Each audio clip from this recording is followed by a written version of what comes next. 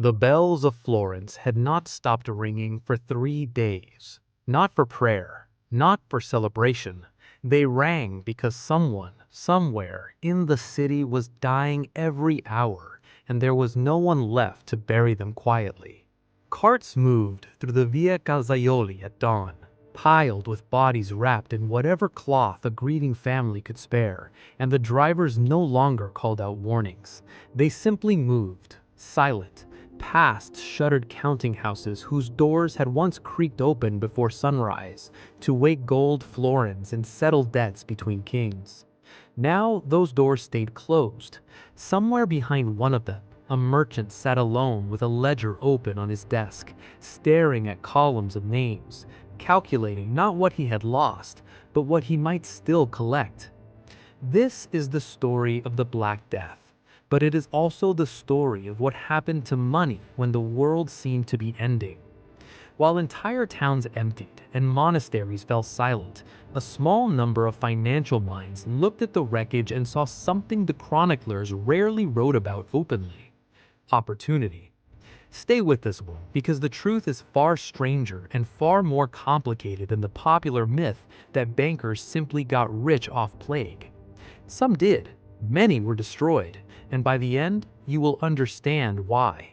Before the sickness arrived, Europe already trembled under enormous financial strain. In the early decades of the 14th century, the merchant republics of Italy had built something the medieval world had never quite seen before: a sophisticated system of international credit. In Florence, Siena, Venice, and Genoa, banking families extended loans not just to fellow merchants, but to kings. The Bardi and Peruzzi banking houses of Florence had grown so vast that they financed the wars of King Edward III of England, lending staggering sums to fund his campaigns against France and what would become the Hundred Years' War. Bills of exchange allowed merchants to move wealth across borders without physically transporting coin, a financial innovation that made trade faster, but also far riskier, since a single defaulted debt could ripple across an entire network of dependent lenders. By the 1440s, this system was already fragile. Edward III, drowning in war debts, began defaulting on his obligations, and the Bardi and Peruzzi banks, overexposed and overconfident, teetered on the edge of collapse years before the plague ever crossed the Bosphorus. Then, in 1347, ships arrived at the port of Messina in Sicily, carrying something far more devastating than any unpaid loan. Sailors aboard Genoese trading vessels, having sailed from the Black Sea port of Kaffa, brought with them a disease that would soon be called the Black Death. Within months, it spread through Sicily, into the Italian mainland, and outward across the trade routes that made cities like Florence and Venice wealthy in the first place. The very networks built for commerce became highways for contagion. By 1348, Florence itself was devastated. The chronicler Giovanni Boccaccio, who lived through it, later described the city where the living could scarcely bury the dead, where neighbors abandoned neighbors, and where the ordinary bonds of society seemed to dissolve. Matteo Villani, continuing his brother's chronicle after Giovanni Villani himself died of the plague, wrote soberly of a Florence transformed almost beyond recognition. Estimates drawn from tax and population records suggest that between a third and half of Europe's population perished within a catastrophic few years, a demographic collapse without precedent in recorded history. What happened to banking amid this devastation was not simple. The Bardi Bank, already weakened by Edward III's defaults, collapsed entirely in the early 1440s, its ruin sealed by the chaos that followed. The Peruzzi Bank failed soon after. Entire fortunes built over generations evaporated as debtors died before repaying loans, as heirs disappeared, and as trade routes emptied of merchants willing to risk the journey. But the story does not end with ruin, because in the wreckage of these older houses, a different kind of opportunity quietly took shape. With so many landowners, merchants, and even entire noble families wiped out, property and wealth had to go somewhere.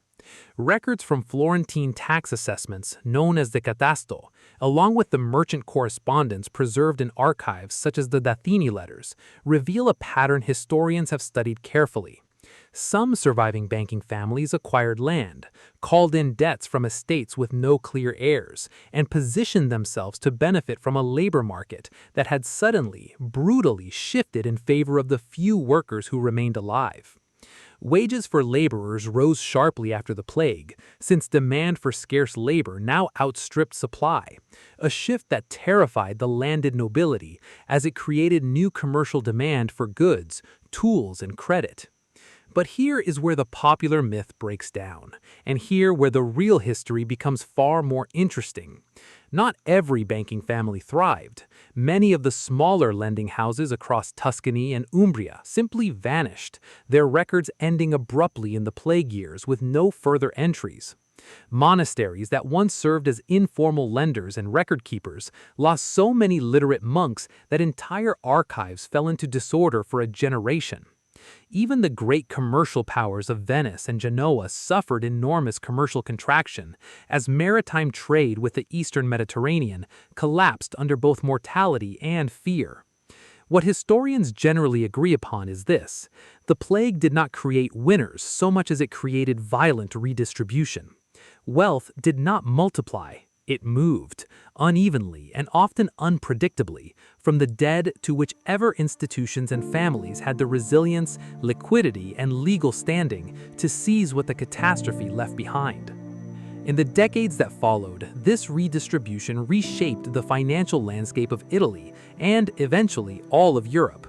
New banking families rose in the vacuum left by the Bardi and Baruzzi failures, most notably the Medici of Florence, who would build their own fortune in the following century partly on lessons learned from watching older houses collapse under overextension and royal default. Popes, too, played their part.